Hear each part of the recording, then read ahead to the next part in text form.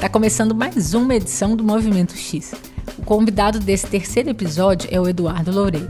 O Eduardo é cofundador da Voe, uma empresa de UX, do Mosaico, um projeto de inovação social, e também do Business Gen, um laboratório de empreendedorismo.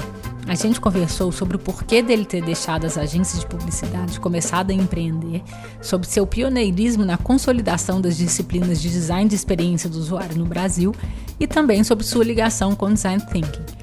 Fiz uma melhoria no podcast. Algumas pessoas me disseram que o áudio do último episódio estava com um som metalizado no fundo. E aí, neste episódio, procurei deixar o áudio mais natural. Espero que você não se importe com alguns sons de rua e que goste deste programa. Então vamos lá. Eu sou Isabela de Fátima e esse é o Movimento X.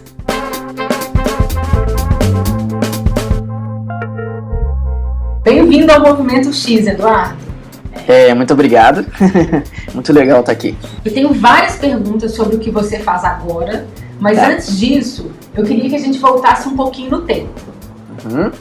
Eu sei que você formou em produção editorial e vi que você trabalhava como arquiteto de informação.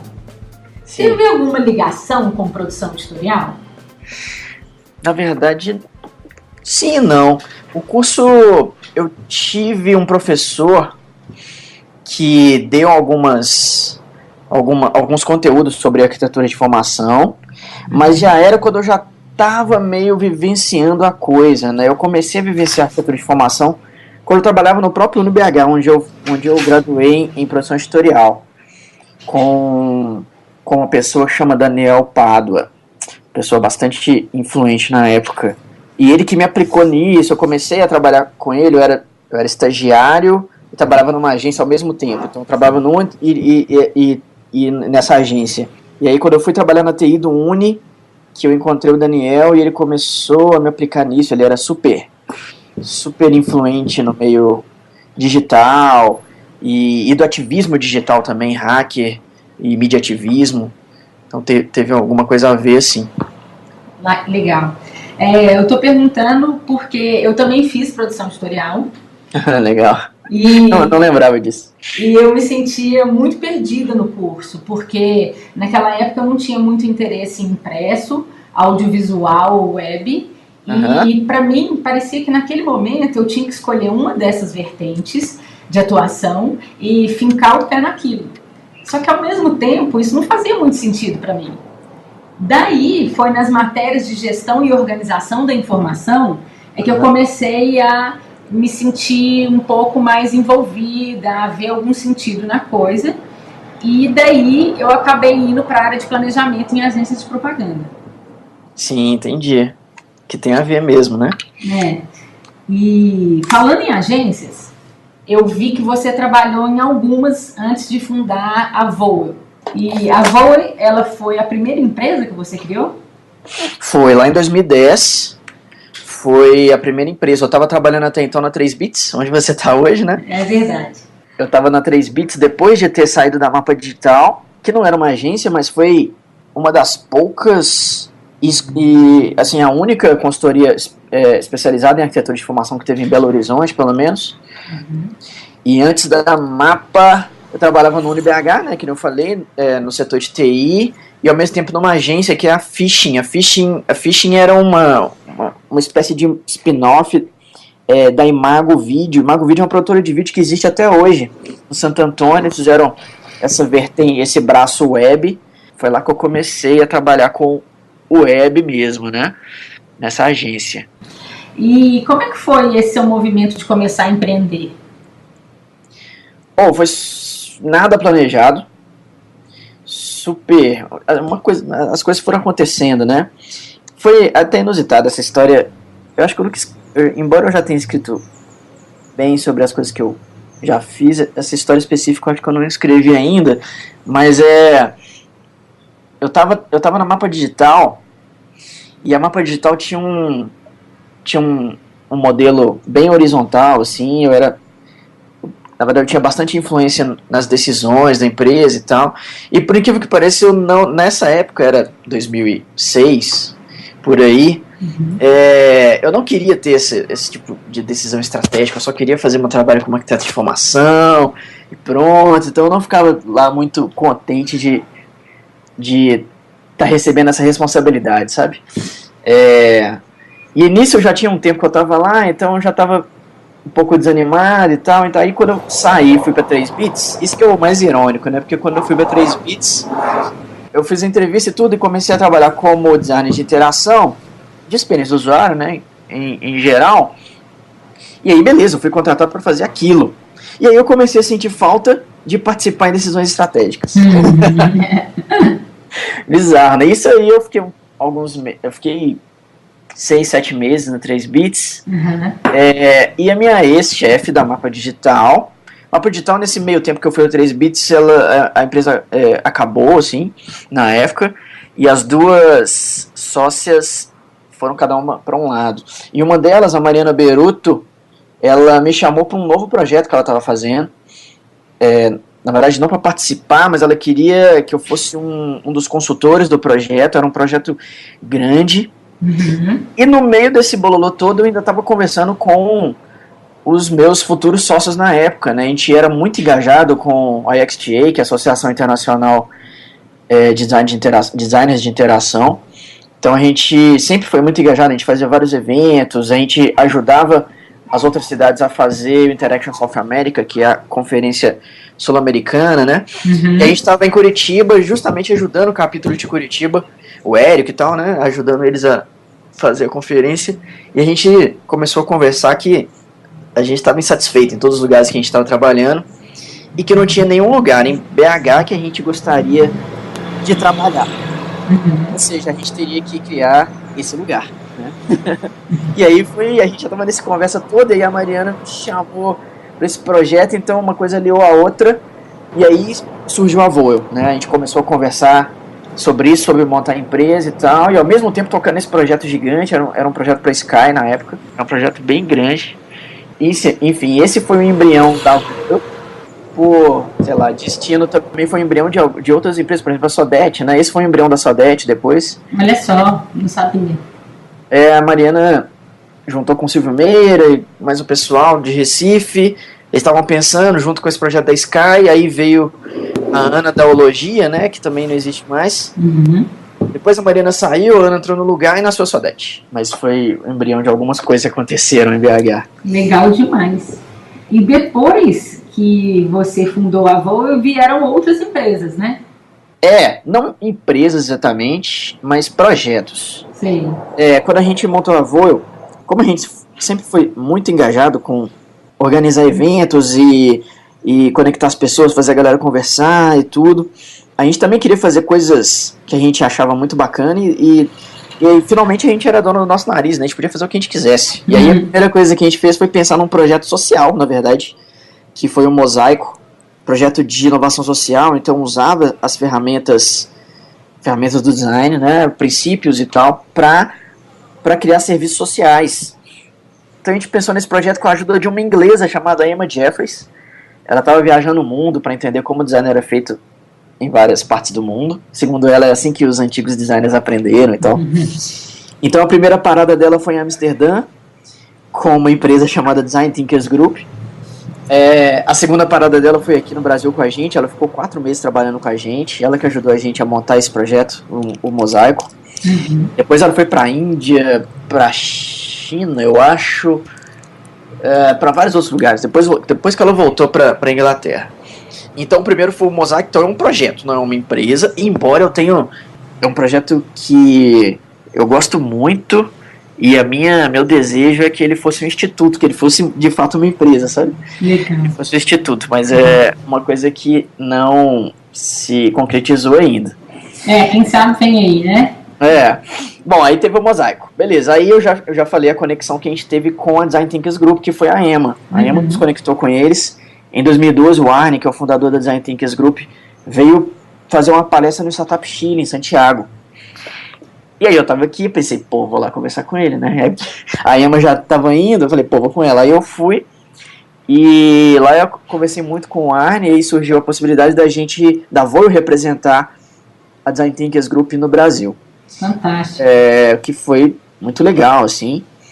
Isso em 2012, 2012. E aí depois a gente foi conversando, estreitando mais ainda os laços e tudo. E em 2013 a gente propôs para eles de não só representá-los, mas sermos eles no Brasil. O que acontece? A Design Thinkers Group tem um modelo de expansão bastante diferente. É uma rede de pessoas que o Arne encontra e ele acaba confiando nessas pessoas, e até que isso não aconteça mais, é parte do grupo, sabe? Então a gente não é uma franquia, a gente não paga royalty nem nada disso. Somos uma empresa baseada em rede, assim. E algumas pessoas dessa rede são de empresas, tipo a Voil, que representam eles. Por exemplo, em Israel, é uma empresa de design de serviços, se chama Whiteboard. Então, Whiteboard representa a Design Thinkers Group em Israel. Só que em outros lugares, são pessoas mesmo que são eles lá nesse país, para os Estados Unidos. Tem um time de americanos que são a Design Thinkers Group lá, enfim. Então, a gente propôs para eles de passarmos a sermos eles aqui, né? E a proposta foi muito bem recebida, então desde 2013 somos o time brasileiro da Design Thinkers Group. Aí sim eu tô falando de uma empresa, mas a Voil continua existindo, né? A Voil é uma empresa de UX, basicamente, de pesquisa e produtos e design de produtos digitais, enquanto que a Design Thinkers Group é uma consultoria global de design de serviços, design thinking, né? Modelagem de negócios. Mas somos as mesmas pessoas por trás das duas coisas, né? Foi o destino que foi nos levando e os nossos contatos que foram nos levando para esses caminhos. De empresa, é isso. As outras coisas são projetos, né? Que nem a XDA, é uma associação que a gente representou e representa por muito tempo. Teve o Global CFCGN também, que a gente foi host muito tempo em Belo Horizonte. Tem alguns anos que a gente não é mais. Mas também é um projeto, nem é nosso, né? Um projeto que a gente curtia muito e apoiava. Acho que no meio dessas... Acho que é isso. Vamos falar um pouquinho mais sobre a Voil? Porque eu tô doida para saber, assim, qual foi a razão para você criar a Voil, né? Da onde veio a ideia, especificamente da Voil, assim? Você tinha algum incômodo, alguma coisa que... Como é que foi esse estalo, né? Que foi o primeiro e parece que ele foi bem emblemático, assim, né? Sim. Pois é, já teve essa questão que eu falei, que sei lá, parece meio antagônico, né? Mas antes eu não curtia ter decisão estratégica, depois eu passei a querer isso, e isso aumentou, e aí veio essa oportunidade de ter um projeto grande na mão, ou seja, era tudo que a gente precisava para largar tudo, chutar o balde de tudo, né? E dedicar a empresa. Esses foram os acontecimentos, digamos, lógicos. Mas tinha uma coisa que me incomodava quando a Mapa Digital, ela era uma consultoria de arquitetura de formação que trabalhava com muitas agências de São Paulo. Então, por exemplo, todos os projetos de UX, na época a gente não falava UX, né, mas todos os projetos de UX da Thompson, por exemplo, em São Paulo, era a Mapa que fazia. Não só essa, mas tinha a UMAP, tinha outras agências de São Paulo, além de algumas de BH, além dos projetos próprios com os clientes próprios. E como tinha muita agência, tinha muita publicidade envolvida. Quando eu fui para 3bits também, então também tinha parcerias com agências de São Paulo e tal. Eu sentia que o esforço do que eu fazia estava indo para coisas inúteis, sabe? Eu sentia que publicidade era um lance meio inútil, assim, pra gente, beleza, eu até passava de projetos grandes, provavelmente outras pessoas, eu gostava muito de participar com grandes contas, com grandes até profissionais, né, diretores de criação de São Paulo e tal, com esses projetos de ações que tem até atores globais, esse tipo de coisa. Só que eu não ficava satisfeito, assim, de gastar energia pensando lá na experiência do usuário, por um negócio que, na verdade, eu tinha propósito, sabe? Então, isso me incomodava muito. Foi outro motivo de eu pensar assim, não, cara, eu tenho que criar minha empresa para participar de projetos que eu realmente curto. O Mosaico foi um deles, mas do ponto de vista digital, de UX, também, assim, o que eu gosto mesmo é de fazer projetos que impactem na vida das pessoas, assim, de pensar em produto, sabe? Legal. Ficar pensando, eu entendi nessa época que meu negócio não era fazer campanha, não era fazer hot site, era fazer produto que resolvesse o problema de alguém. E esse foi outro grande motivo, sabe? Sim. Quando a gente começou a empreender, foi um caminho natural, porque era o que a gente não estava gostando na nossa vida até então, sabe? Não só de mim, mas por isso que, na verdade, a gente montou a empresa eu montei a empresa com mais outras 4 pessoas, e a gente tinha esse ponto de afinidade. A gente era muito engajado com a XDA, e a gente estava em lugares com trabalhos que a gente não gostava de fazer. Então a gente pensou assim, cara, vamos montar um lugar onde a gente curta trabalhar e curta fazer os projetos, assim. Legal demais, eu admiro muito isso, eu acho isso maravilhoso. Que bom que tá rolando e super rolando, né? Pois é. E eu sei que você é um dos pioneiros na consolidação do design como disciplina, na verdade, a consolidação das disciplinas de design de experiência do usuário no Brasil. Uhum. Como que isso aconteceu? Pré-a XDA. Veio, na verdade, com essa questão da arquitetura de informação. Na verdade, eu acho que o primeiro jargão foi a arquitetura de informação, assim, né? E aí eu estava presente desde o primeiro EBAI. O EBAI era o finado ilustre Congresso Brasileiro de Arquitetura de Informação, que acontecia em São Paulo. Teve, se não me engano, 5 edições ou 6. E era organizado pelo Guilhermo, outro cara pioneiro. Isso a gente está falando mais ou menos aí de que ano? 2004? Caramba. Acho que por aí. Eu não tenho muita certeza não, tá? Tinha que conferir essa informação, mas é por aí, 2005, alguma coisa assim. Não, tudo bem, é mais pra gente ter o contexto, assim, de quando, né? Porque, assim, afinal de contas, a gente está falando provavelmente de 10 anos antes. Pois é, já faz um bom tempo. Então, começou esse movimento de arquitetura de informação no Brasil. É interessante, porque, na verdade, acho que principalmente por causa do famoso livro do Spolar, você conhece? Conheço. Information Architecture for Web Worldwide, sei lá, um negócio assim. Eu acho que ele teve até uma atualização agora.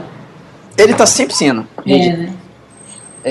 Esse é um livro importantíssimo e esse livro influenciou muita gente, assim. Esse livro, assim, passaram a ter... Em BH a gente fazia encontros de arquitetura de informação que tinham 6 pessoas. Foi aí que eu conheci o pessoal da Mapa, por sinal. Não chamava Mapa Digital, chamava Vila Rica a empresa. Foi num desses encontros super informais, a gente encontrava num bar e começava a conversar. Eu estava começando a ter contato com isso, com usabilidade também. Era outro termo bastante utilizado na época. Por causa do meu envolvimento com isso no UniBH. O que acontecia? Como é que eu fui para isso, né? Eu era web designer. Até então, quando eu cheguei na TI do UniBH. E eu tinha uma outra insatisfação pré essa aí de projetos de impacto, mas a minha insatisfação nessa época era simplesmente desenhar tela, sabe? Uhum. Eu sentia falta de ser mais estratégico, assim, e além de simplesmente fazer uma tela bonitinha. Então eu sentia falta disso. Quando eu entrei em contato com o Daniel no UniBH, uma coisa encaixou perfeitamente com a outra, eu comecei a ler muito sobre isso. E aí as pessoas, tinha um grupinho de BH que encontrava, não tão regularmente, mas às vezes eu comecei a participar, a gente começou a conversar muito. Pouco tempo depois começaram a acontecer eventos do tipo Dia Mundial de Usabilidade, então começou-se a acontecer esses eventos em algumas cidades do Brasil e tal. O Caio, que foi o coordenador do primeira turma de design de interação, ele começou a organizar com a Alenquer, se não me engano, em 2006, alguma coisa assim, o Dia Mundial de Usabilidade. Então também tinha esse movimento, né, acontecendo. Teve um ponto que acho que a grande questão é o EBAI mesmo. Esse evento reunia pessoas do Brasil inteiro, e nisso começou-se a formar uma comunidade muito legal nacional, assim. Eu tenho amigos no Brasil até hoje por causa do EBAI, assim, é muito legal. Depois veio por causa do XDA, mas formou-se por causa do EBAI, assim. São os caras pioneiros, assim, né? Bem antes de mim, eu tô falando, por exemplo, dos habilidades do Fred, né? O cara já estava falando sobre usabilidade fazia um tempo, né? O Gustavo Moura também, cara de Brasília, que hoje está no Google, também já falava sobre design de interface, né? Há tempo atrás. Então acho que a grande questão foi o EBAI. Eu palestrei no EBAI na segunda edição do EBAI, e foi muito legal porque eu palestrei sobre o meu projeto de final de curso da pós-graduação em design de interação, né? Então a pós-graduação em design de interação também foi foi o primeiro curso sobre isso no Brasil, aqui na PUC, né? Uhum. Então também foi muito pioneiro, assim, e me ajudou também a aplicar as coisas que eu vim estudando muito. Então me ajudou a sair do lugar um pouco. Foi a partir disso que eu fui trabalhar na Vila Rica, na Barra Mapa Digital, e tudo começou a acontecer, sabe? Bacana. E como que você entende o X, Dudu?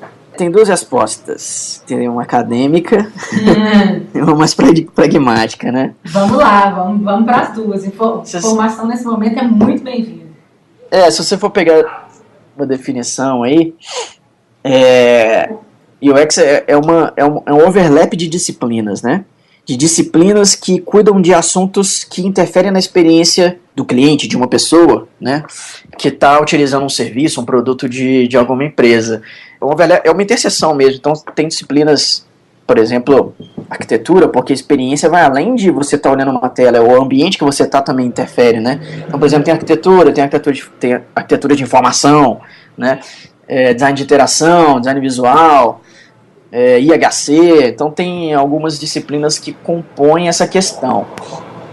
Por um outro lado, tem uma tendência também a pensar que o X... tem uma tendência também a definir o X como a experiência que o cliente tem no produto.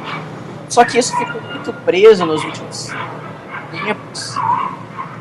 A questão de produto digital só, né? Uhum.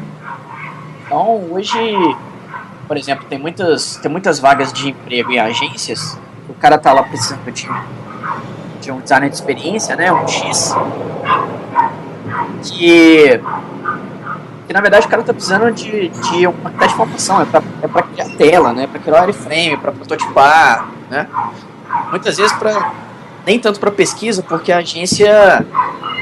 Não se pratica muita pesquisa em agências, né? Tem algumas exceções, mas no geral não se pratica muita pesquisa. Ou seja, tem essa relação muito com o meio digital, só que se você for olhar bem a fundo, o X vai muito além de experiência digital. O X é a experiência que o cliente tem com o serviço que está sendo oferecido, a solução da empresa como um todo. E vai além, o meio digital, seja um aplicativo, seja um sistema, seja um site, ou o que for, é na verdade um ponto de contato dessa experiência, né? Tem outros pontos de contato que podem sim, muito bem ser offline, né? Um folder é um ponto de contato, uma revista é um ponto de contato, uma pessoa, um call center é um ponto de contato, tudo é ponto de contato, e são a experiência que a gente tem nesses pontos de contato que vão, de fato, definir a experiência que a gente vai ter como cliente dessa empresa. Tá? Então é uma visão um pouco mais ampla. Eu acredito mais nessa visão mais ampla do que nessa restrita ao meio digital, sabe? Tem uma dúvida, um comentário, assim, que me parece que cada vez, o meu entendimento está sendo cada vez mais como se fosse um estrategista de conteúdo, mas... Porque a gente, quando está trabalhando com estratégia de marketing, de comunicação, a gente sempre está preocupado do início ao fim, né? E tem os dificultadores, né? Esse fim ele pode ser muito tempo depois, né? E como que está todos os pontos de canais, e se a gente gerencia ou não todos eles, mas tentar fazer com que pelo menos a mensagem tenha consistência e coerência em todos eles, né? Que tenha uma unicidade no discurso, né? Na linguagem visual, na linguagem verbal, e indo também para as interações. Então, perceber como que está todo esse processo dentro da jornada, como que é a experiência, se ela é útil, se ela é agradável, dentro de todo esse ciclo da jornada das pessoas, eu não gosto de falar consumidor, e a gente tem cada vez mais a fragmentação de canais, né? Sim. Mas eu tenho visto bastante... pontos em comum em estratégia de conteúdo também, né? De você fazer com que a presença digital daquela marca seja coerente em tudo, em todos os canais que ela está. Esse é um ponto importante que mantém a coerência da experiência, né?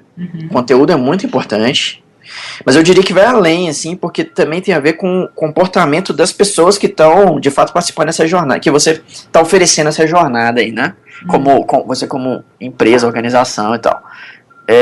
Conteúdo é um lance muito importante, mas vai além no sentido de que as pessoas elas têm essa experiência não só com o conteúdo que elas estão ali interpretando, né, utilizando, mas com a pessoa que está conversando com ela. A gente, se você pensar nas vezes que você é cliente, você vai entender isso. Quando uma atendente fala alguma coisa mais ríspida e você não gosta, ela provoca uma experiência ruim em você, né? Sim, certamente. Isso afeta diretamente na forma como eu vejo aquela empresa ou a marca. Demais. Ou então quando determinadas atitudes da empresa também interferem em como você, na sua experiência como cliente daquela empresa, né? Uhum. Pensa aí os Sucos do Bem, que teve aquela questão de não ser verdade o produtor do interior lá, né? Então tem uma falha no storytelling deles, isso também interfere na sua, meio uma traição, digamos, né? Eu confiava nessa história, como assim não é verdade? Né? É um desafio, imagino que seja um desafio enorme, né? De pensar na experiência que a gente quer que as pessoas tenham, que seja útil, que tenha qualidade, que realmente seja legal para elas. E nessas diversas variáveis, né? Tem umas variáveis bem complexas aí nessa equação. Tem sim, com certeza. É complexo, mas eu também fico receoso de falar assim, não, é muito complexo e não é fácil fazer isso, você vai ter que ralar demais e tem vários pontos para entender, porque isso meio que assusta as pessoas, fala assim, nossa, então eu não vou nem começar a fazer. É verdade, tem é claro que é complexo, mas assim, o cliente vai ter uma experiência, né, com o seu serviço, sua solução, você como empresa, você querendo ou não. E se você não tentar pelo menos mapear essa jornada dele, entender o que está acontecendo, onde que ele passa raiva, onde que ele fica satisfeito, onde que ele fica curioso, onde que ele fica inibido, com medo, né? Se você não presta atenção nesses detalhes, você nunca vai tomar de fato ações, planejar ações para mudar esse quadro, para mudar onde ele fica com raiva. O que a gente pode mudar para ele não ficar com raiva nesse ponto? O que a gente pode mudar para ele não ficar com medo nesse ponto? Por exemplo, de pagamento, né? É um ponto de contato clássico onde as pessoas elas ficam receosas, né? Como é que a gente pode interferir nesse ponto de contato para que não provoque essa sensação de receio nas pessoas, né? Se a gente nem mapeia, a gente nem tem condições de interferir nisso. Poxa, eu acho que esse é um grande ponto e realmente bem animador, né? Porque eu não tinha pensado dessa forma ainda, que a pessoa vai ter experiência, a gente querendo, projetando, planejando ou não. Então, é melhor que faça ao menos algumas coisas que vão melhorar do que não fazer nada. E aí vai ser aquele ciclo, imagino, de nunca estar pronto, né? Que você sempre vai melhorar e por aí vai. Mas o importante é começar, então, né? Com certeza. Essa filosofia de nunca estar pronto é uma filosofia importantíssima. Assim, a evolução tem que ser constante. Foi-se o tempo que a gente ficava... Isso, na época lá da Mapa Digital, rolava demais. A gente ficava planejando um super portal, um super sistema durante meses e fazia 700 wireframes do tal do sistema, e aquele planejamento gigante. E aí, o cliente ia implementar com uma mentalidade de tipo assim, nossa, eu não vou mudar esse sistema, sei lá, durante uns 20 anos vai continuar isso aqui, porque a gente planejou tanto. Só que essa mentalidade é super errada, assim, as coisas evoluem muito rápido, ainda mais hoje, né? Evoluem muito rápido, assim, então a gente tem que ter evolução constante, de repente passar menos tempo planejando pelo menos uma solução tão robusta e começar a pensar em mini soluções que a gente vai evoluindo e ela fique robusta com o tempo. Tem também uma questão de filosofia de desenvolvimento aí, né? Uma metodologia. É verdade. Eu tenho tentado cada vez mais trazer para os clientes, para o dia a dia, a questão de vamos planejar cada vez menos e vamos ter mais estratégia. Porque eu acho que aí fica mais interessante. Com certeza. E qual que é a principal diferença entre experiência do usuário e design thinking? Eu posso falar qual é o ponto em comum, depois eu falo qual é a diferença. O ponto em comum é design centrado no usuário. É uma filosofia de desenvolvimento, né, que coloca o usuário no processo, assim. Assim, um jeito mais raso com pesquisa. Então a gente faz pesquisa, a gente entende quem é esse cara, qual que são as dores que ele sente de fato, né, o que ele precisa, como que a gente pode melhorar a experiência dele. Tem um jeito. E um jeito um pouco mais aprofundado, que é não só fazer pesquisa, mas trazer esse cara para cocriar, né, através de cocriação. Design centrado no usuário é o ponto em comum não só entre Design Thinking e experiência do usuário, mas essas disciplinas que compõem design da experiência do usuário, né? Então, design de interação, arquitetura de informação, que são dois lados de uma mesma moeda, no caso. Uhum. Usabilidade também, né? Usabilidade, facilidade de uso, então tem muito a ver com essa filosofia de desenvolvimento. Agora, design thinking é uma abordagem, né? Não é uma disciplina. Tem muita gente que fala que é metodologia, eu discordo. Para mim não é. Então é uma abordagem, é um mindset.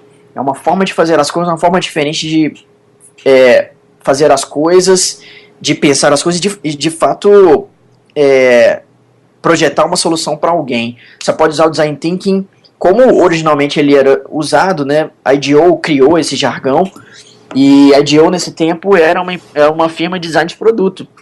Então eles criaram umas coisas tipo primeiro mouse, primeiro laptop e outros produtos clássicos utilizando a abordagem. Depois que isso passou a ser entendido como uma forma de solucionar problemas de negócios, e aí que começou a tomar corpo mesmo, né, a abordagem. Então hoje a gente resolve problemas complexos de negócios com design thinking. Então design thinking é um processo criativo, uma mentalidade, um mindset que utiliza lá da abordagem metodológica, da cadeia metodológica do design, para que outras pessoas, não só designers, consigam resolver problemas complexos, principalmente de negócios, não só, porque tem uma vertente social também, né, de inovação social, mas principalmente de negócios. Já User Experience Design, como eu disse, é um overlap de disciplinas, assim. Tem muita gente, tem uma discussão antiga também no meio, por exemplo, será que a gente consegue projetar a experiência de alguém? Como assim eu vou projetar o meio como o cara vai vivenciar uma coisa? Teve várias opiniões na época, a minha opinião era que é impossível, né? Você não consegue projetar a experiência de alguém. Mas você consegue impactar positivamente nessa experiência, uma vez que você entende como ela funciona, né? Uhum. Tem uma outra vertente também que entende que é errado o X ser considerado um cargo, por exemplo, um profissional responsável por o X. Que o X deveria ser uma filosofia dentro da empresa, não importa o cargo, sabe? Uhum. Porque quando a gente coloca em cargo, a gente coloca muito como um dono digamos o PO do Scrum, né? É o cara responsável pelo produto, assim. Uhum. Essa pessoa, ele vai ter meio que a responsabilidade de fazer as ligações entre essas disciplinas, essas áreas, esses profissionais que vão projetar essa solução para o cliente no final das contas. Se a gente pegar para o meio digital, por exemplo, seria o cara que faz a interface entre desenvolvimento e design, né? O cara é uma pessoa que vai entender lá até que ponto você consegue ir do ponto de vista de tecnologia, desenvolvimento, e traduzir isso para o design e vice-versa, né? Traduzir o que o designer está fazendo do ponto de vista de experiência do usuário, que é muito importante que não se perca na hora da coisa ser implementada. Então tem essas várias visões, assim. E seus trabalhos, eu vi que você tem muita proposta de fazer com as pessoas e não só para as pessoas, né? Sim. Você já falou da abordagem de design thinking, de design centrado no usuário, mas eu queria saber se tem mais alguma coisa que você acha que pode ser importante a gente conversar, porque eu sinto que você tem essa preocupação de incluir as pessoas no processo criativo, né? Em todos os projetos que a gente faz, inclusive não só digitais, projetos de modelagem de negócios ou de desenho de um novo serviço, por exemplo, a gente não faz igual uma consultoria tradicional faz, que é ir lá, entender a demanda, voltar para casa, fazer e entregar. A gente procura fazer na própria empresa, com as pessoas da empresa, da organização. Por quê? Porque são elas que entendem do contexto, né? Uhum. São elas que, na verdade, é através delas que uma solução vai ser prototipada, vai ser criada. Quem entende do problema melhor do que ninguém são as próprias pessoas, né? O que a gente faz é colocar elas num guia, num processo criativo, para que através desse processo criativo, eu estou falando design thinking, elas consigam de fato criar as coisas juntas, né? Então a gente sempre chega numa empresa e causa um impacto do ponto de vista de cultura mesmo, porque por mais hierarquizada que seja a empresa, a gente faz com que todos os níveis dessa hierarquia trabalhem juntos com a mesma voz ativa, né? Então, beleza que os diretores lá nos contrataram, mas não vão ser eles que vão projetar a nova coisa. A gente chama as pessoas que estão lá na ponta, estão atendendo o cliente, porque ninguém melhor que eles vai saber que tipo de experiência o cliente está tendo com o serviço e o que poderia melhorar, sabe? Então a gente chama essas pessoas da ponta, principalmente, e através de facilitação de sessões de cocriação, a gente vai guiando essa construção desse novo serviço, ou redesign, né, de um serviço que já existe, ou design de um serviço inteiramente novo. E aí eu estou falando de todos os pontos, assim, não só a jornada de fato que o cliente vai passar, e a gente não só inclui a equipe da organização como um todo, independente de grau hierárquico, como a gente inclui nesse processo de cocriação o próprio cliente final. Então a gente traz as pessoas que estão na outra ponta, do lado de fora da empresa, não só eles, mas outras pessoas que estão do lado de fora, por exemplo, fornecedor, ou parceiros, né? Ou associações que a organização faz parte. Então a gente traz esses stakeholders de fora também para participar dessas sessões de cocriação. Então acaba que a solução, no final das contas, é uma solução cocriada por inúmeras mãos, assim. É muito legal, do ponto de vista organizacional mesmo, né, e até cultural da empresa, é muito legal, porque os colaboradores, eles passam a ser corresponsáveis pela solução que está sendo projetada ali. Então cada um fica meio que sendo o protetor da experiência do cliente nesse processo, porque foram eles que criaram, né? Juntos, assim, a gente foi lá e facilitou essa criação, né? Mas foram eles que criaram. E eu imagino, então, que vocês atuam bastante naquelas 4 etapas do processo centrado no usuário, né? De estudos e pesquisas, ideação, prototipação, avaliação. Muito.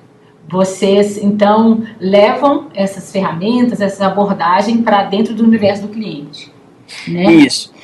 E eu penso que isso tem muita pesquisa envolvida, né? Pesquisa tanto para testar algumas coisas que estão sendo criadas, ideias, mas também pesquisa até informal no relacionamento com as pessoas, né? Você realmente tem esse ponto forte de pesquisa em todos os processos. Queria saber um pouco da sua ligação com pesquisa, que eu vi que você tem experiência com vários tipos de diferentes métodos de pesquisa e que você sempre levanta essa importância, né, de se conhecer realmente ou o cliente do cliente, ou os stakeholders. É a primeira etapa, é a primeira fase que a gente faz. Muito dificilmente a gente não faz ela em algum projeto, até porque a gente faz 2 tipos de pesquisa, um de contexto e outro sobre o cliente. Por quê? Porque sem saber isso, a gente vai começar a projetar de uma forma muito artificial, muito rasa, né? Sem fundamento, né? Para a gente ter mais embasamento, a gente precisa conhecer o contexto e o cliente. Então a primeira coisa que a gente faz é fazer uma fase considerável de pesquisa mesmo. A gente começa entendendo o contexto, entender o contexto que é, primeiro entender o ecossistema da empresa, quem são os atores envolvidos, os stakeholders, quem são os parceiros, quem está do lado de fora, quem está do lado de dentro, como é que os setores atuam, como é que eles se conversam, como é que eles fazem as coisas juntas ou deixam de fazer as coisas juntas, né? Então isso a gente está explorando, na verdade, o problema que nos foi dado. Então a empresa nos chamou lá por algum motivo e a gente vai lá tentar entender o contexto desse problema, né? Então a gente faz muitas entrevistas nessa primeira fase com esses atores, a gente faz muitas observações também. Né, por exemplo, a gente está fazendo um projeto na Porto Seguro e a primeira fase foi gigante, a gente passou meses, porque é muito grande a empresa, então a gente passou meses entrevistando as pessoas e fazendo acompanhamento com os atendimentos. A gente passou lá com uma escuta, observando a pessoa, os atendentes atendendo o cliente no call center, lá no atendimento, né? Então tem uma fase de pesquisa bem grande, e aí tem algumas técnicas, né? As principais que a gente usa são entrevistas em profundidade e contextuais. Então a gente não tira o cara do contexto de trabalho dele para entrevistar ele, a gente entrevista ele de preferência enquanto ele está trabalhando, né? E a gente alia isso à observação. E tem várias técnicas, a gente vai pegando essa caixinha, né, de de tools e vai entendendo o que a gente está precisando usar naquele momento. Então, a gente já usou, por exemplo, o cliente oculto, né, num projeto que a gente não conseguiria ser, de fato, o pesquisador. Então, a gente treinou algumas pessoas para pesquisarem para a gente, né? Então, essas pessoas usaram o serviço, né, como o nome da técnica, cliente oculto, e vieram depois e nos trouxeram quais foram os achados, quais foram os insights, né? Então tem várias técnicas e a gente usa de acordo com o contexto o que a gente está precisando encontrar, né? Como que a gente sabe o que a gente está precisando encontrar? Antes de fato fazer pesquisa, tem uma fase de planejamento da pesquisa, e na fase de planejamento a gente faz uma coisa bem legal, que é um workshop de alinhamento de conhecimento que a equipe tem. Então, a gente junta a equipe do cliente com a gente mesmo e usa uma ferramenta bem legal que é mapa de alinhamento, que a gente chama, e essa ferramenta tem dúvidas, suposições e certezas. Então a gente começa a entender quais são as dúvidas que a gente tem sobre o problema ou o projeto, quais são as suposições e quais são as certezas. E é claro que no começo do projeto a gente vai ter várias dúvidas. E essas várias dúvidas que a gente mapear nesse workshop vão ser exatamente a base do nosso roteiro, digamos, a base do que a gente precisa levantar na fase de pesquisa, sabe? Então a gente teve essas dúvidas aqui e a gente tem que ter alguma certeza sobre elas. Então a gente tem que descobrir essas coisas aqui, né? Aí beleza, então tem a fase de pesquisa de contexto, né, de entendimento do contexto, e depois a gente faz a fase de pesquisa do cliente. Então é a hora de ir para o lado do cliente, a gente sai da empresa e vai investigar quem que é esse cliente, quais são os perfis, quais são as personas, no caso, né? Quais são os padrões de comportamento, assim, não tanto padrões demográficos, mas principalmente de comportamento. E como que essas pessoas estão se sentindo à medida que elas usam um serviço do cliente ou outros serviços similares, que tem alguma referência, né? Então, por exemplo, a gente fez um projeto com uma empresa de locação de carros e a gente passou algum tempo em aeroportos e lojas, não só do próprio cliente, mas de outras empresas também, só observando como que a pessoa chegava lá para alugar um carro, da onde ela estava vindo, observando e fazendo algumas entrevistas pontuais e contextuais, né? Da onde ela estava vindo, qual o motivo de ela estar alugando um carro, como é que ela se sentia na fila lá para alugar o carro, como é que ela se sentia preenchendo o formulário gigante que eles te dão para preencher, né? Como é que ela se sentia pagando, como é que ela se sentia à medida que ela ia na garagem procurar pegar chaves lá do carro que ela tinha acabado de alugar, como que ela entregava esse carro.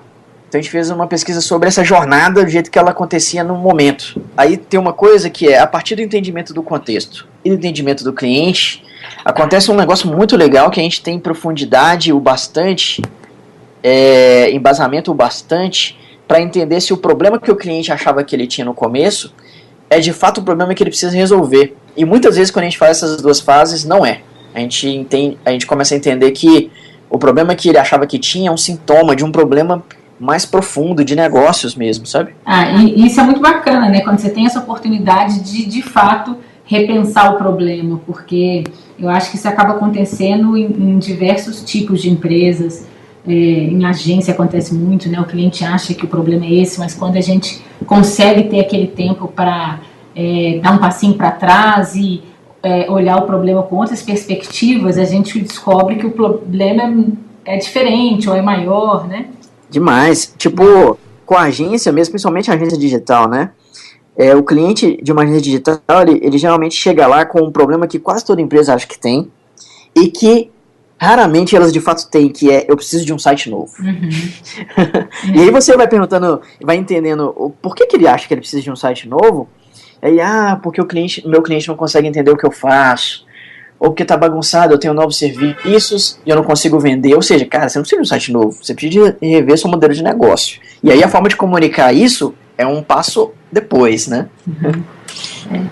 E aproveitando aí que a gente está falando mais do seu processo e formato de trabalho com os clientes, eu queria saber como é que está a receptividade dos clientes com essas abordagens e ferramentas de design na solução de problemas, porque eu fico pensando que essas práticas elas devem ser novas para as empresas.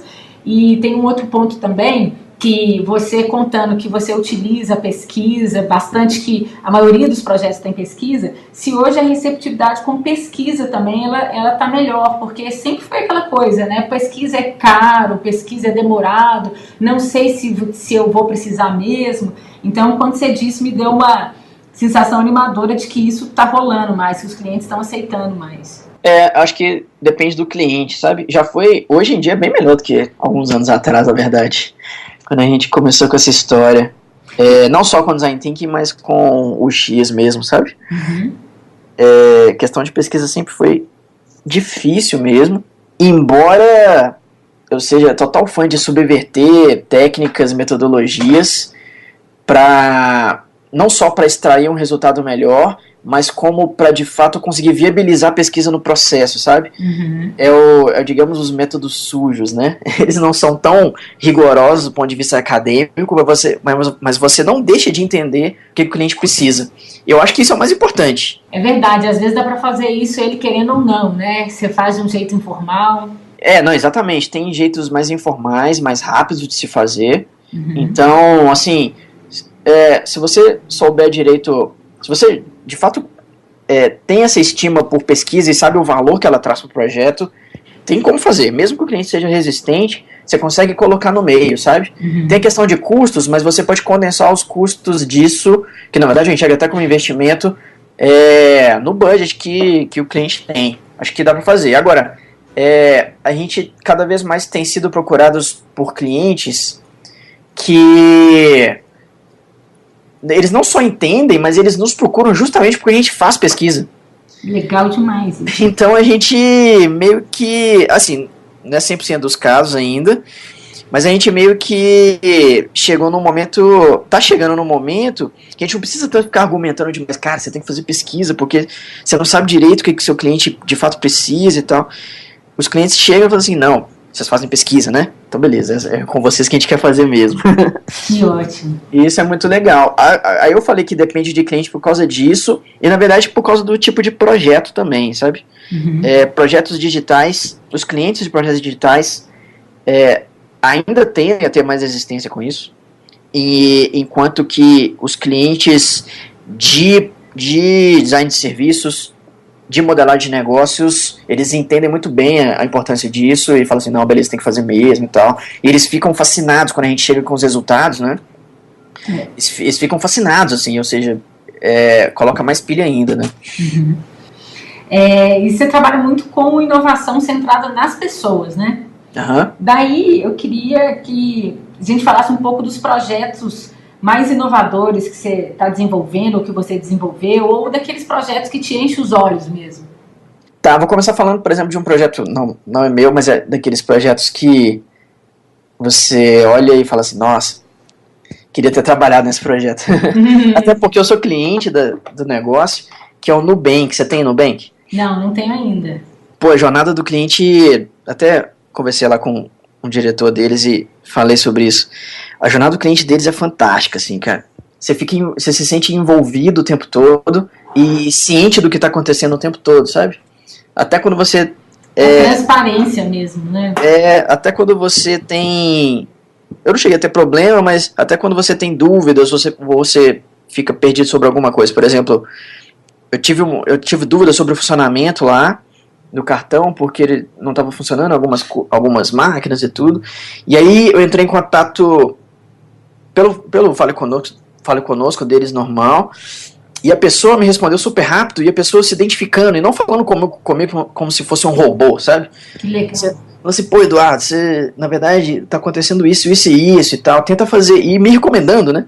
Tenta fazer desse jeito e daquele jeito, agora que eu acho que vai dar certo, qualquer coisa me procura. Me tratando de uma forma humana. Isso é tão deveria ser o básico, mas é tão raro hoje em dia. Tá cada vez mais difícil. Por exemplo, eu já entrei em contato também, e aí com um problema que eu tive com o Uber, e o Uber, por sua vez, no Fale Conosco lá, ele tem um sistema de resposta bem mais robotizado, sabe? Você se sente falando com um robô, embora seja uma pessoa que esteja te respondendo, ou seja, a pessoa tem um script de atendimento super rígido lá. E tem uma coisa simples, olha só, o segredo está nos detalhes, né? Uma coisa simples que te faz melhorar a experiência, assim, como cliente.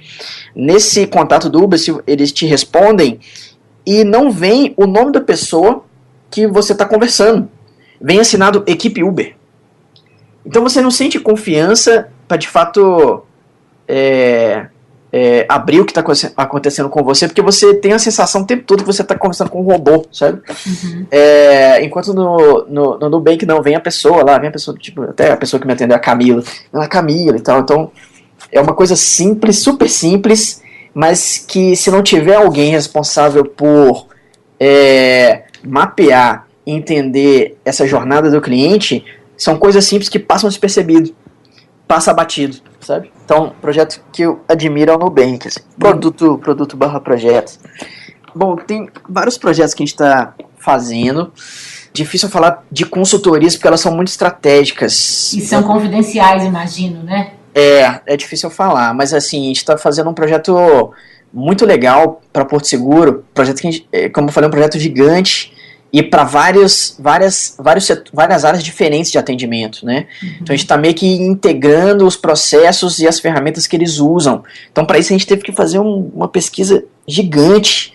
E aí aquele meu desejo lá atrás que me fez mudar a minha vida, né? Passar a empreender e tudo, de fazer coisas que impactam na vida das pessoas, ela acontece plenamente num projeto desses, porque quando os atendentes passam a ter um processo que é mais orgânico e eles usam ferramentas que têm uma usabilidade maior, né, eles conseguem de fato achar o que eles precisam, eles passam a atender as pessoas, os clientes da Porto Seguro, melhor. Então, olha, eu já estou criando impacto porque as áreas de atendimento são muitas áreas e várias pessoas trabalhando. Então, essas pessoas, por sua vez, elas já vão, digamos, trabalhar de uma maneira mais confortável, mas aí elas vão passar a oferecer uma experiência melhor para, sei lá, milhares de pessoas, né, que são os clientes da Porto Seguro. E isso é muito legal, eu fico muito empolgado legal. com esse tipo de coisa, né. E aí, ano passado, a gente fez um projeto que provavelmente vai continuar esse ano, até relativo ao último artigo que eu publiquei também, que foi uma capacitação em design de serviços para micro e pequenos empresários. Essa capacitação foi organizada, né, e oferecida pelo Sebrae Minas, e também é muito legal porque design thinking, design de serviços, o X, essas coisas, elas estão na boca do pequeno círculo que está dentro dessa questão de inovação, né, de comunicação e tudo, mas para a grande maioria isso é desconhecido. Então é um projeto que a gente fez 18 workshops no segundo semestre do ano passado, que a gente pôde de fato reverberar e espalhar isso para mais gente, e gente que dificilmente tem acesso a essas coisas, que são os pequenininhos empresários lá, os caras que tem uma lanchonete, sabe, o cara que tem um salão de beleza, o cara que tem um estúdio de movelaria que faz móveis e tal. Então são pessoas que essas abordagens podem gerar muito valor para elas, muito mesmo, assim, quando elas aplicam os princípios, é muito benéfico, mas elas têm pouco acesso a isso. Então foi um projeto também que eu curti muito ter feito, assim, sabe? Legal.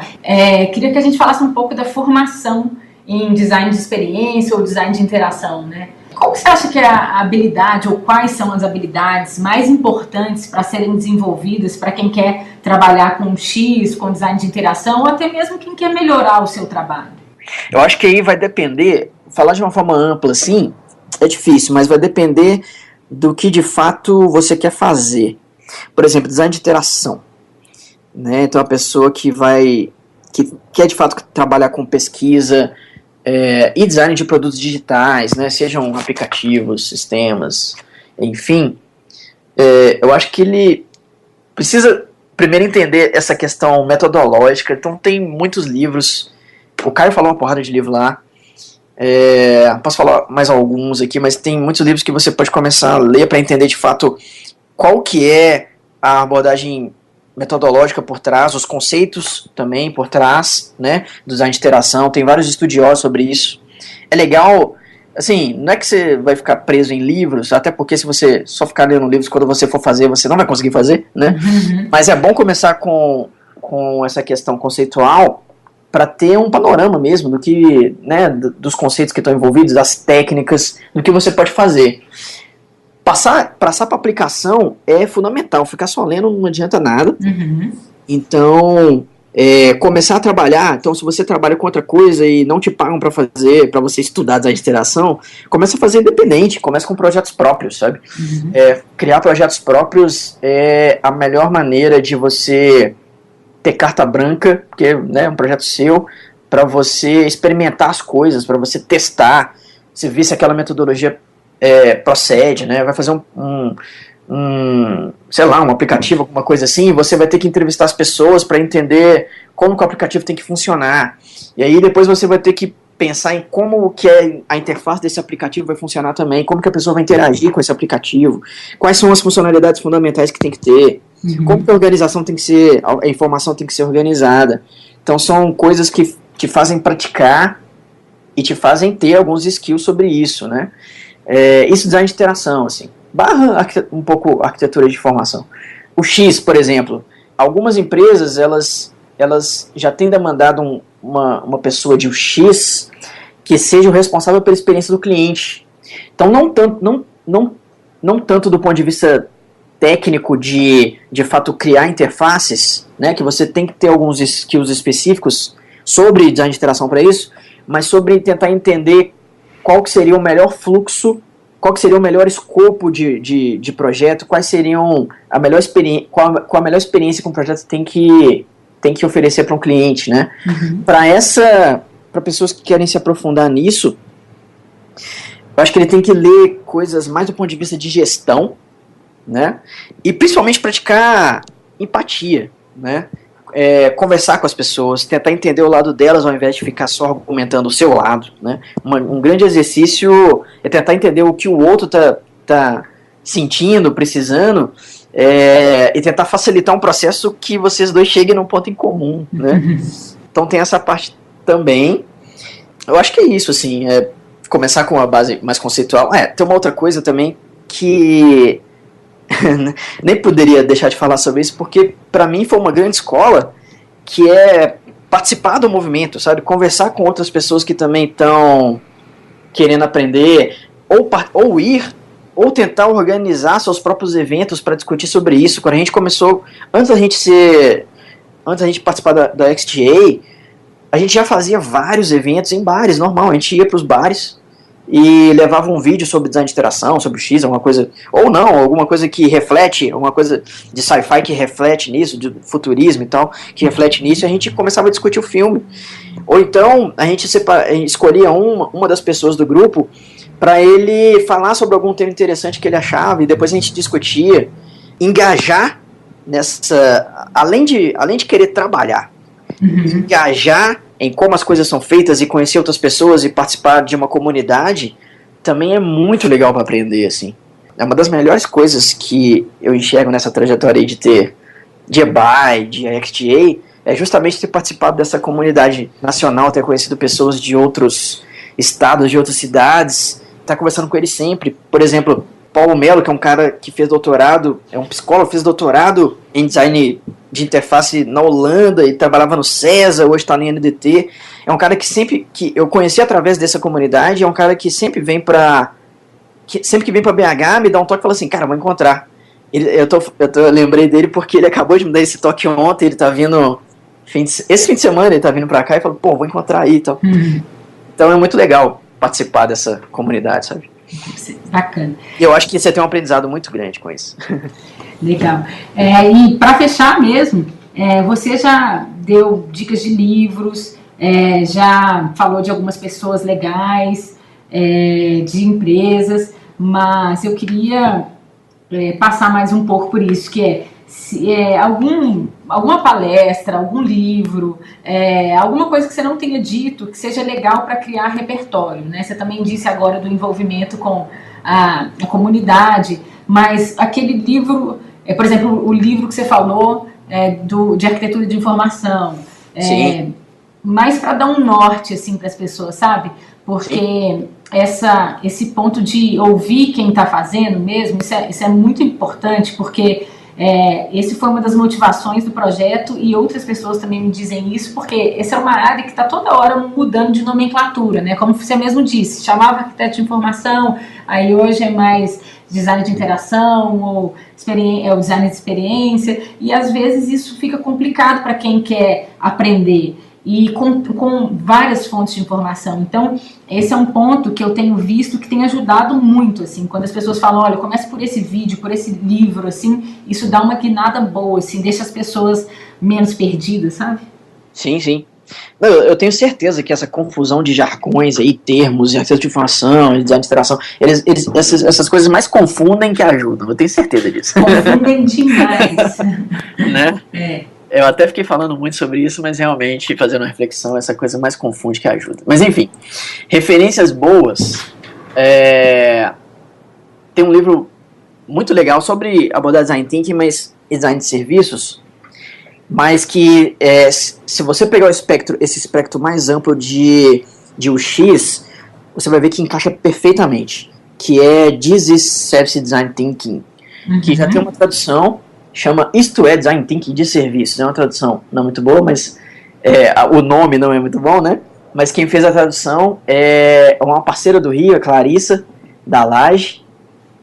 Esse livro eu recomendo bastante, é bem grosso, é tipo uma bibliazinha assim, mas ao mesmo tempo que ele traz um arcabouço conceitual, ele traz cases, o que é muito legal, né? Você entender, ler sobre projetos que usaram aquelas ferramentas, aqueles princípios. Ele traz uma descrição muito intuitiva sobre cada ferramenta, sabe? Que legal. Recomendo muito, assim. Tem um outro livro que eu gosto bastante, que é o Game Storming. Game Storming não só é um livro, ele também tem tradução. Ele traz uma série de jogos /dinâmicas que você pode usar em workshops de cocriação, ou então brainstormings, ou mesmo pesquisa, até eu acho que tem uns jogos desses lá. É muito legal, assim. E o legal é que ele tem um site, e o site, como eles ficam atualizando o tempo todo com novos jogos que as pessoas fazem, que surgem, que mandam pra lá, o site é mais atualizado que o livro. Eu gosto de ter o livro, mas o site tem mais jogos que o livro. Gamestorming.org, se não me engano. Tem um livro que pra mim é um divisor de águas entre essa questão de arquitetura de informação e o X e tal, que é um livro do pessoal da Deep Path, que é uma consultoria de UX, hoje muito ligada a design de serviços, mas ela foi comprada, ela até não é uma consultoria de mercado hoje em dia, é uma consultoria que atua especificamente para a empresa que comprou, que não me lembro o nome, mas é um livro antigo, chama Subject to Change. Esse livro não tem tradução, mas é um livro muito bacana sobre essas perspectivas de UX. Seu nome é de um dos caras da Deep Path, se eu não me engano é o Peter alguma coisa. Tá. Posso ver com mais calma e depois pegar pra você. Eu tenho esse livro. Assim, tem um site que eu acho que, assim, quem já experimentou procurar alguma coisa sobre o tema achou ele fácil. É o arquiteturadeinformação.com. Eu acho muito legal ele chamar arquitetura de informação até hoje. Ele veio da época onde a palavra-chave era arquitetura de informação, né? E foi criado por pessoas que eram da comunidade na época, e são até hoje, né? O Fabrício, embora ele não esteja no Brasil, era um cara bastante influente. E eu recomendo muito, são artigos, são posts bem legais, assim, que é bem legais mesmo. Eu também curto bastante. Curto muito, e tem vários colaboradores, e eles escrevem bem. Não tô falando de texto, mas o que eles trazem realmente acrescenta, sabe? Eu acho legal, assim, esse site. Deixa eu ver se eu lembro de mais alguma coisa. Tem um livro fantástico de um autor /profissional que a gente trouxe em 2011 para o Interaction South America, que é o Mike Koniowski. O livro dele é Observing the User Experience. Também é uma bibliazinha assim, mas acho que consegue achar online. Cara, ele é um livro sobre como fazer técnicas de pesquisa, assim. Tem tudo. O que você precisa fazer, que hora você precisa recrutar, como você recruta, quais são, né, técnicas de recrutamento, como você observa, como você faz um teste de habilidade, como você faz entrevista não sei das quantas, como você faz cliente oculto, como você faz shadowing, sei lá, tudo tem lá, e um descritivo passo a passo, assim. Infelizmente não tem tradução esse livro, mas é um livro muito, muito, muito legal. Né? O Mike Koniowski é um cara que depois ele adentrou no universo mais computação física, né? É um ramo de design de interação que lida mais com a internet das coisas e computação física, que é muito legal também. Ele tem outros livros sobre isso até, então recomendo muito também os outros livros que ele tem é uma perspectiva muito bacana e é um cara de gente finíssima. Assim. Ah, legal demais, Dudu. Acho que já tem bastante coisa aqui pra gente aprofundar. Muito obrigada. Sensacional o papo com você. Eu que agradeço o convite, eu acho muito legal o projeto, principalmente, essa é uma coisa que eu recomendo para todo mundo, exatamente igual você fez. Se você quer aprender alguma coisa, quer começar a fazer parte de alguma coisa e tal, não tem melhor maneira do que criar um projeto para isso, sabe? Que criando um projeto você começa a conhecer e conversar com várias outras pessoas e isso faz conexões que você não tinha imaginado no começo da história. Mas se você não criar um projeto, ou seja, colocar em prática, isso nunca vai acontecer, né? Muito legal ter feito parte aí. Muito obrigado pela participação aqui no Movimento X. Obrigado pelo apoio, pelo tempo, pelas dicas e valeu demais.